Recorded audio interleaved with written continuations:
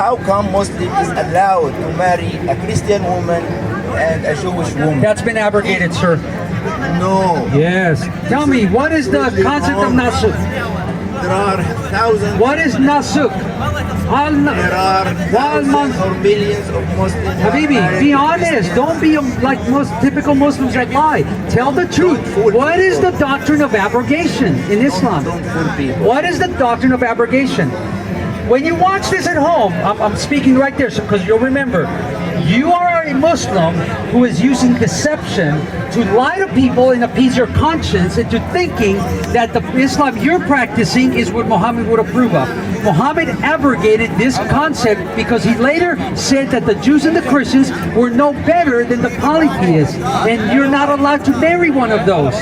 You're not even allowed to have them as friends. In this case, you really know Quran better than Muhammad. Muhammad never saw the Quran. Interpretation. Let me ask you a question. Let me ask you a question. When did the Quran get finished? When was it compiled? Quran allowing. I didn't ask Muslim- that. When did the Quran get compiled? I'm not going to answer this question. Because you know you have to lie to maintain your integrity. The Quran was compiled by Uthman, who commissioned Zayd ibn Thabit to go collect the manuscripts, from which Zayd ibn Thabit said it would have been easier if he told him to go move a mountain than to collect the Quran. If the Muslims had the Quran available, if there were Muslims that had it memorized, why did he make the statement it would be easier to move a mountain than to collect the Quran? Then why is it that Uthman, after he compiled the Quran, burned other Qurans and manuscripts if you're not supposed to do that? Because there were different Qurans by different Muslims that contradicted each other. But he doesn't like that because it contradicts his what he's been taught by his leaders. Yes, sir. Sorry if you don't understand my accent, I'm from England. Earlier you asked for some logic, so I've got a couple of questions for you and any other Go ahead, mate. Muslims. Yes, sir. Do you believe that God created everything? The Judeo-Christian doctrine of the creation ex nihilo, creating out of nothing, that's referenced in Genesis, Bereshit bara Elohim, is that the initial creation, before the fall of Adam, was what God created. Then everything from there, for instance, he didn't create you directly, you're an indirect part of the creation from the initial male and female. Okay, so do you believe that God knows everything? He cannot learn, yes. So if God knows everything and created everything, why did he create doubt? Doubt? Is doubt a thing? As in, why did he create disbelievers? Okay. Again, Adam and Eve were believers in him. Remember the initial creation? This is why I gave you the qualifiers, because I knew where this would lead. Adam and Eve knew God directly. God spoke to them directly, so they weren't disbelievers. Right, well, how am I a disbeliever? I don't know that you are. I just met you. Well, I'm telling you, I'm a disbeliever. And you say In what? God. What do you disbelieve in? In God. Which one? In any God, I'm an atheist. Okay, there is no such thing as an atheist. You want me to well- prove it? Go on. I'll make you backslide. Do you know all things perfectly? Do you know what's in my back pocket? No. Then how can you make the boastful claim that you know that there are no gods or goddesses anywhere within all of reality? No, I didn't say I didn't know that. I said I don't believe it. Then you don't know So- what your worldview is. An atheist, the word atheist means no God. For no or not. Theos, the word for God. No God. You're claiming there is no God. How do you know? Well, I don't know that there's no God. Then but- you're an agnostic, not an atheist. Right. Well, you're Right? saying that your God created everything and knows everything. But if he did so, then why would he create disbelievers? Because then, Okay, see, you're ignoring what I said. well, see again, Okay, again, you're not a disbeliever, you're a doubter. right? Okay, and you're more properly an agnostic than an atheist, isn't that true? Well, I'm not sure really. Well, since you know, you acknowledge that you don't know everything, all you can do is say it hasn't been proven to me that God exists. Yes. So that's an agnostic. You can't say I don't know there is no God, Right, but I don't think. or I know there is no God. I, You an atheist? Am I an atheist? Yeah. No. How about to the other 10,000 gods before you, such as The Romans did call the Christians atheists only because they were monotheistic and not polytheistic. But what he's presenting is no God, atheism, as we in. And by the way, most atheists do say say they're atheist, agnostic, because Sure. they're honest about waiting for evidence. But if none of the evidence is pointing in Well, that direction, sir, you said if you said God created everything in the beginning and He knows everything. Yes. So if He knows everything, then you didn't really answer my question. Why would He allow a disbeliever to be to Okay, like, make to exist? that's a different question. That's better. Why does God allow for people to reject Him? Yes. He has a purpose for that. He has created human beings with volition. We have an intellect. We're cognitive. You can choose to believe in Him or to reject Him. But He does say there are consequences to that. But if He knows everything, then He would know that I disbelieve. Why would He want me to disbelieve? You were born in a certain environment. That was the consequence of your parents, of their parents, of their parents. All the way back to the Garden of Eden. Adam screwed up for all of us. But I'm not going to say I wouldn't have screwed it up. The thing is, when God told Adam and Eve, don't do this or you'll have these results, there'll be a curse. They screwed up. They were the only two creatures that have ever existed that had true free will. They could choose to maintain their perfect status with God or to rebel and bring in a consequence. That consequence has had ripples that have affected us till tonight. Now, God hasn't left you in absolute ignorance and darkness. He's brought you here tonight so that you can go from doubting to belief. If you want to know how to know God, your creator, and have bliss in the afterlife, believe in the gospel of Jesus Christ, according to the gospel. Why, if The like New I Testament. said, God knows everything. So why would He allow Adam to follow the wrong path? Why would He do that? He has a purpose. He's got a purpose in glorifying Him. He has a purpose in demonstrating His attributes. Read the book of Romans, so that His wrath might be known and His righteousness and His indignation towards evil. He'll be glorified by punishing wickedness, and He will be glorified by showing mercy and grace to those who don't deserve it. If God created everything in the beginning, and He knows everything, why would He allow evil to exist? He could have prevented that at the start, surely. Okay, then obviously He's got a purpose. What is that purpose? Okay, I was explaining it to you, but you're not catching it.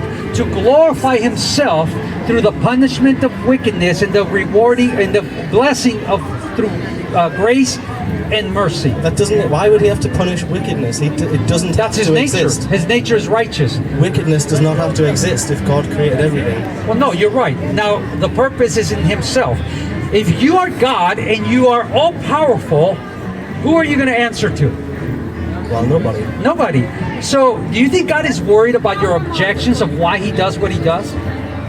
No. So, that He has a purpose in Himself for doing what He does, and we are ignorant of some of those purposes, we can look at the other attributes of God and what He's done through history and say, you know what? He's demonstrated His faithfulness, His kindness, His mercy. He sent His only begotten Son to die on a cross for His enemies, so that if they believe in Him, He'll have mercy on them. Why would I then object to that because I have doubt to things I cannot possibly know right now? Yeah. I'm going to trust in His faithfulness and know that if He is all powerful and all good by nature, He has a good reason for allowing these things, and who am I to doubt Him?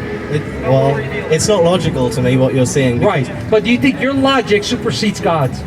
Well, I don't. I think. See, this is where we become arrogant. We think, if I don't understand it, then it can't be right. No, not at all. Not at all. Then trust that He has a good purpose.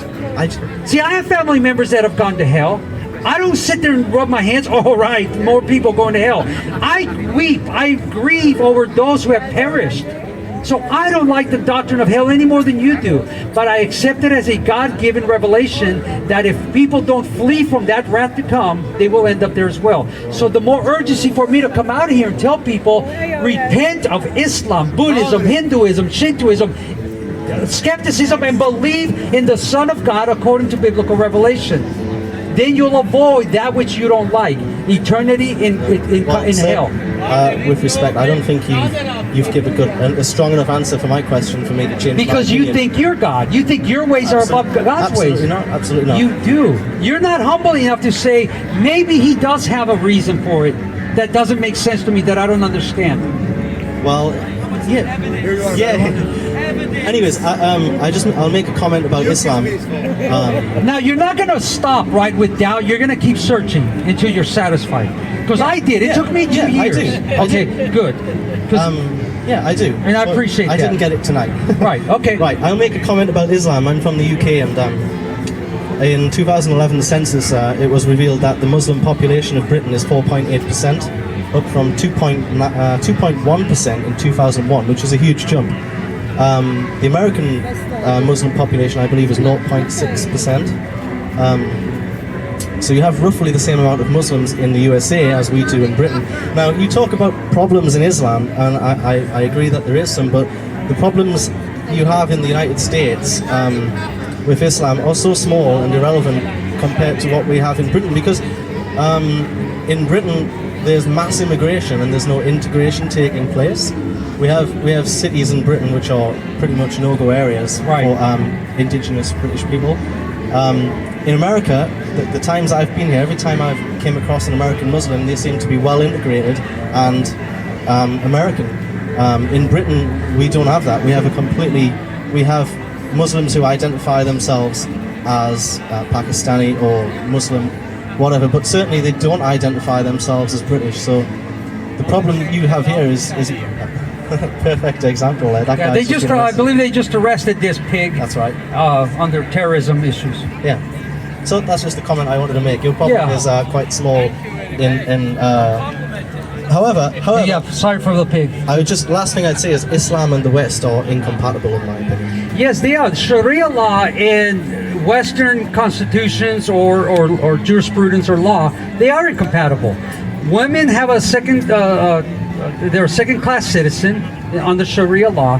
A woman's testimony in a court of law is only worth half that of a man under Sharia law. Husbands can beat their wives under Sharia law. A Muslim man can have up to 4 wives and countless concubines, temporary marriage. It's called prostitution. It's called muta. They know what it is. In Islam, you can lie, even in a court of law.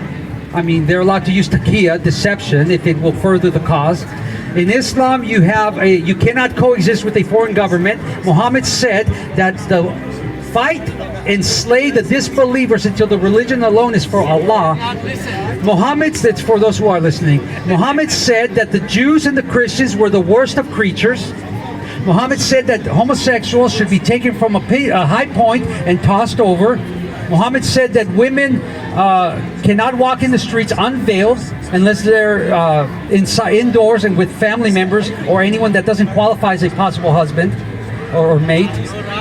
So you start looking at the Constitution of the United States and Sharia law, they're incompatible, they cannot coexist. Muhammad told his followers that they cannot pledge allegiance to anyone that is not Muslim. So you cannot have a Muslim American, a British American. It is contrary to Islam.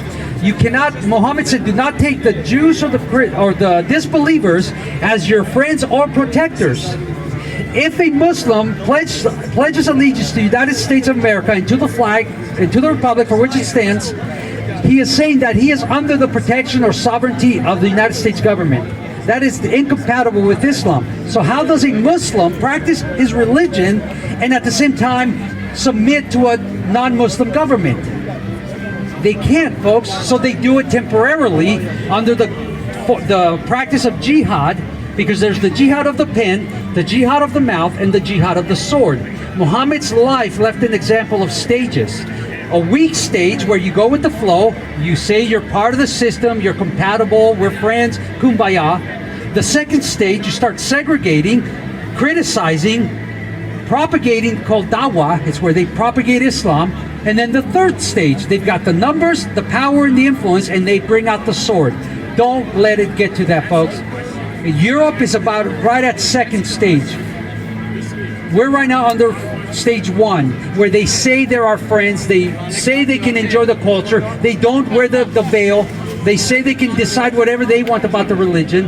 That is a deception to further the religion until they get the numbers, the influence, and then the power. And that's when my head will roll, and if you don't convert to their religion, your head is going to follow mine. Yes, sir. Hey again. So some of the points you brought up, and when you were talking with Lawrence from the UK, it reminded me of a few things, which is about the law and how we're punished for it. Now, you were talking about original sin with Adam and Eve, and you were kind of hinting at Garden of Eden, and I don't know if you're a young earth creationist like I asked before, but You just say, I don't know. Then you were asking Lawrence, and this is leading to a question. Do you know everything?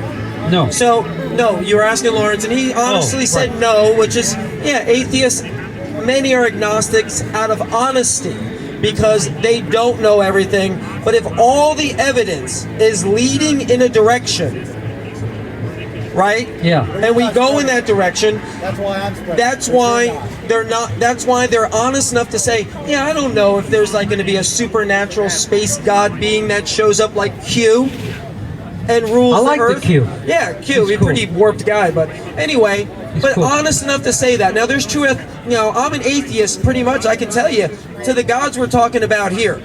Because, and there's a reason for that. And it's because of the laws that were created that there's no way I would want that to be my God. One that causes genocide. You know, whatever happened with Noah, there's so many different versions of why the Noah story had to happen, but wiping out a planet of people and all the animals, and we're talking children, were wiped out. Now, let me on ask this you a planet. question, sir. That is not the God I want to be part of. So, also, how can I be part of someone, a God system that says in your singular life, with this brain that thinks, if you don't come around to worshiping our Lord and Savior who came and died for you, in your singular life, you will have eternal punishment of torture, burning, fire, whatever the description of it. Wear asbestos underwear. Yeah. So, in other words, the estimates Hot. are about 100 billion humans, Homo sapiens, have been here on the planet. so Sapien, far. sapien. They've changed it. All right. So, and how many found or didn't found? Let's just honestly say 75 billion didn't find Christ. Right now, God is busy Okay, sir. torturing hold on, them. Slow down. Okay, we've got your point. You don't How- like God. how Now- do we follow God? Okay. How Now do here's my point. If God is God, Yeah. what's your alternative? Love.